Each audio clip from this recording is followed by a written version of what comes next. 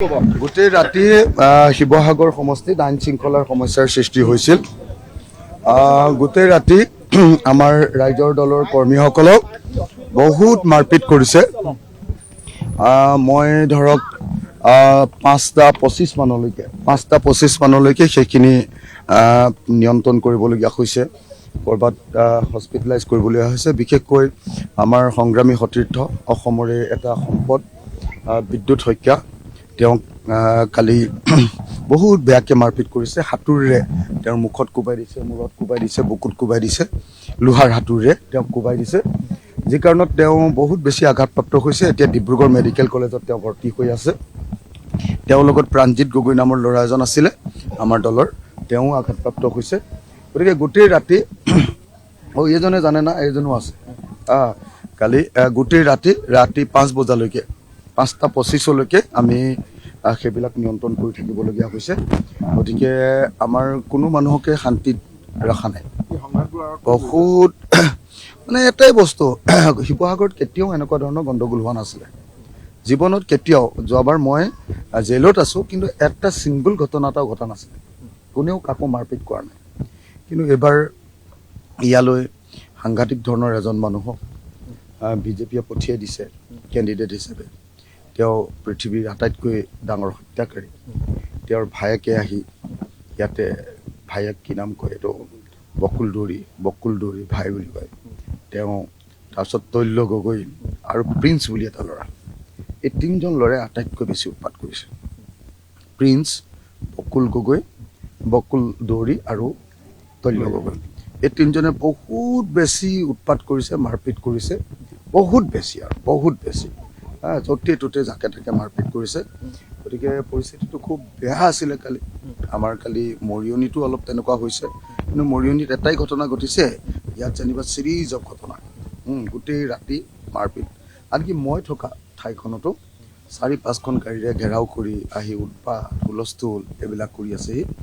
তো গতিকে পৰিস্থিতি বেয়া। মই কালি ৰাতিয়ে চিফ ছেক্ৰেটাৰীক ৰাতি ধৰক আপোনাৰ 2টামান বজাত তেওঁলোকক জনাইছোঁ, DGPক জনাইছোঁ, সকলোকে জনাইছোঁ, হোম কমিশ্যনাৰক জনাইছোঁ, সকলোকে জনাইছোঁ। আমি শান্তিপ্ৰিয়ভাৱে সকলোৱে ইলেকশ্যনটো খেলা দৰকাৰ। বাকী যি হওক, এতিয়া মোৰ ক'বলগীয়া কথাটো হ'ল, অসমৰ চাৰিওফালৰ পৰা যি খবৰ আহিছে, এইবাৰ চৰকাৰ বদলি হ'ব।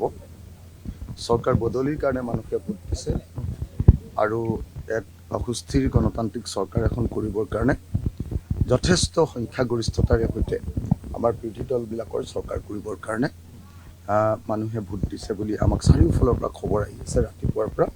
গতিকে আমি সুখী যে 4 মে'ৰ দিনা যেতিয়া খুলিব, বেলট খুলিব, অসমৰ মানুহে হাঁহিবলৈ পাব, অসমৰ মানুহে সুখ অনুভৱ কৰিব।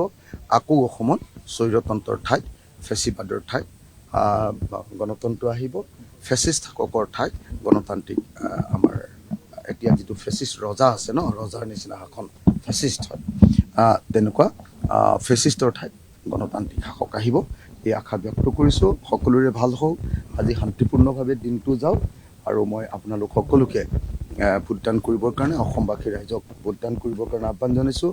কিন্তু দুৰ্ভাগ্যৰ কথা, অসমৰ সকলো ঠাইতে বাহিৰৰ পৰা ভোটাৰবিলাক লৈ অহা হৈছে, বহুত বাহিৰৰ ভিতৰত। বিশেষকৈ গুৱাহাটীত এতিয়া আমাৰ চাৰিওফালৰ পৰা মোলৈ ফোনেই আহি আছে, আমুকত অচিনাকি মানুহ আহিছে, তামুকত অচিনাকি মানুহ আহিছে।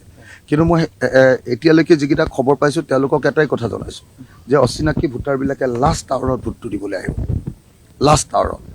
গতিকে লাষ্ট আৱাৰ অৰ্থাৎ সন্ধিয়াৰ সময় যেটা বজাত শেষ হ'ব, তাৰ আগে এইটো কৰিব, বা এক্সটেনশ্যন কৰাই ল'ব তেওঁলোকে, মানুহ বেছি হৈছে বুলি এক্সটেনশ্যন কৰাই ল'ব টাইমটো।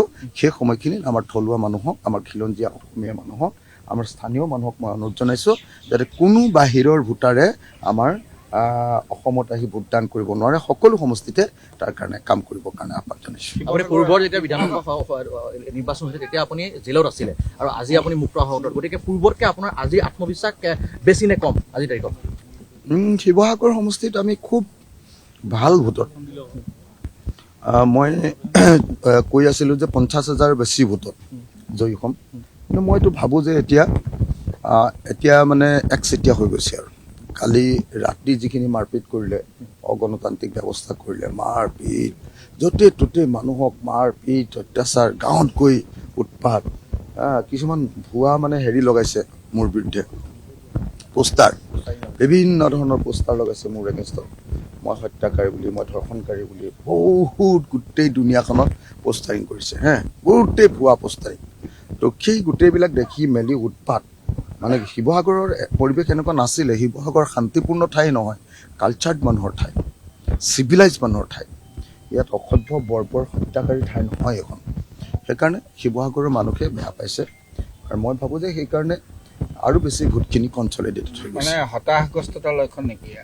হতাশগ্ৰস্ততাৰ ভয়ানক লক্ষণ, ভয়ানক হতাশগ্ৰস্ততাৰ বিজেপি প্ৰাৰ্থীজনৰ, বিজেপি দলৰ ভয়ানক হতাশগ্ৰস্ততাৰ লক্ষণ এয়া।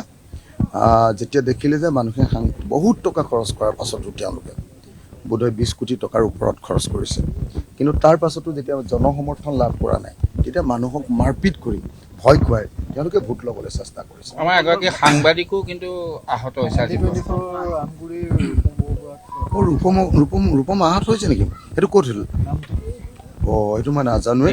দুগৰাকী মানে ঘৰৰ পৰা ওলাই আহোঁতে দুগৰাকী বিজেপি কৰ্মীয়ে আক্ৰমণ কৰিছে বুলি কৈছে, এইটো সম্পৰ্কত মই অলপ সময় পাছতে ৰূপমৰ খবৰ ল'বলৈ যাম। ৰূপমৰ হস্পিটেলত যদি আছে হস্পিটেললৈ গৈ আছোঁ, ঘৰত যদি আছে ঘৰলৈকে গৈ আছোঁ। সাংবাদিকক আক্ৰমণ কৰাটো মানে যিকোনো এটা সভ্যতাৰ, চিভিলাইজেশ্যনৰ এটা আটাইতকৈ মানে বেয়া লক্ষণ। যেতিয়া সভ্যতাই আটাইতকৈ বৰ্বৰতাত স্থান পায়, তেতিয়া গণতন্ত্ৰৰ চতুৰ্থ স্তম্ভৰ ওপৰত আঘাত কৰা হয়। গতিকে বৰ্বৰ শাসক, বৰ্বৰ দলৰ শাসন, গতিকে এই বৰ্বৰতাৰ পৰা আমি অসমীয়া মানুহক মুক্ত কৰিব লাগিব। মই সাংবাদিক ৰূপমৰ আশু আৰোগ্য কামনা কৰিছোঁ। মই আশু আৰোগ্য কামনা কৰিছোঁ আমাৰ কৃষক মুক্তি সংগ্ৰাম সমিতিৰ মানে খুব চিৰিয়াছ অৱস্থাত এতিয়া মানে ICUত ভৰ্তি হৈ আছে, খুব চিৰিয়াছ অৱস্থাত। বিদ্যুৎ শইকীয়া আৰু প্ৰাণজিৎ গগৈ, তেওঁলোক দুজন ICUত আছে। কালি 16জনমান টোটেল দুখ পাইছে, 16জন। মই মুখ্যমন্ত্ৰী ডাঙৰীয়াক এটাই অনুৰোধ কৰিম যে মানে ক্ষমতালৈ আহিবৰ কাৰণে মানুহ একেবাৰে পাগলো হ'ব নালাগে, আৰু ক্ষমতালৈ আহিবৰ কাৰণে গণতন্ত্ৰৰ সীমা পৰিধিৰ পাৰ হৈ, মানে পৰিধি পাৰ হৈ, গণতন্ত্ৰৰ পৰিধি পাৰ হৈ অগণতন্ত্ৰ, স্বৈৰতন্ত্ৰৰ পথ ল'ব নালাগে। আমি সকলোৱে গণতন্ত্ৰত আছোঁ, চৰকাৰ বদলি হয়, তাৰ কাৰণে ইমান বেছি তেওঁ মানে উন্মাদ হোৱাৰ কোনো প্ৰয়োজন নাই। এবাৰো চৰকাৰ বদলি হ'ব। তেওঁ যদি অন্যায় কাম কৰিছে, বেয়া কাম কৰিছে, তেতিয়াহ'লে তেওঁৰ ওপৰত নিশ্চয় শাস্তি হ'ব, আৰু যদি তেওঁ ঠিকে আছে তেতিয়াহ'লে তেওঁতো একো নহয়। গতিকে উন্মাদ হ'ব নালাগে, চৰকাৰটো বদলি হ'বই, এজন মানুহকেতো সদায় শাসনত নাৰাখে। গতিকে মই মুখ্যমন্ত্ৰীক এই সময়ত উন্মাদ নহ'বৰ কাৰণে আৰু ধীৰে সুস্থিৰে তেওঁৰ দায়িত্ব পালন কৰিবৰ কাৰণে তেখেতক আহ্বান জনাইছোঁ।